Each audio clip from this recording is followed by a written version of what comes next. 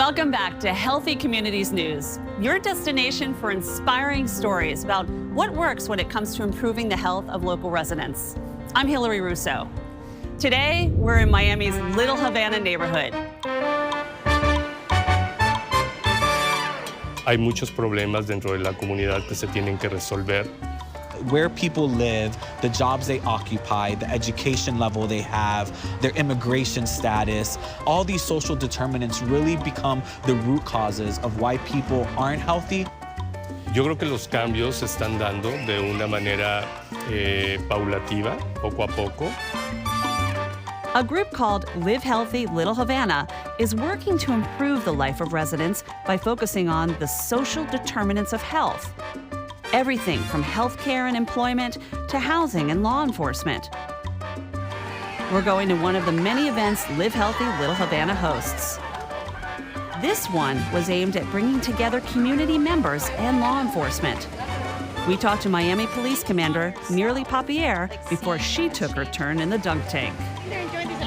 Some kids come out with the mentality of, hey, I'm gonna get the police officer wet. And then once they're here, they interact with us and they see that we're not bad. It opens up their mind to be more open to talking to police officers. I'm gonna show like there is a future out there. And it might take a year, it might take a day, it might take months, but I'm confident that that kid is gonna see the light at the end of the tunnel. Are you seeing better relations between the community and the police department? Yes, they love the conversations that we're having jointly with the city police. Longtime resident Riza Fernandez chairs the Live Healthy Little Havana board. I think it brings a lot of confidence, it brings trust, it brings empowerment to the kids. Live Healthy Little Havana's community liaisons like Alex Diaz are the key. Nosotros caminamos por las calles, visitamos los parques o todo lugar público en donde nosotros podamos conectar con los residentes y de esa manera saber cuáles son sus necesidades. So living in Little Havana, what are your neighbors saying about this program? Sienten que son escuchados, sienten que su voz está siendo representada. Our neighborhood has grown, but it's still same old Little Havana neighborhood that I grew up in. There is an entire landscape of programs with Live Healthy Little Havana. Can you share some of those? Yes, we believe that housing is a social determinant of health, and so the focus of affordability, of home ownership is really something that we're trying to establish here.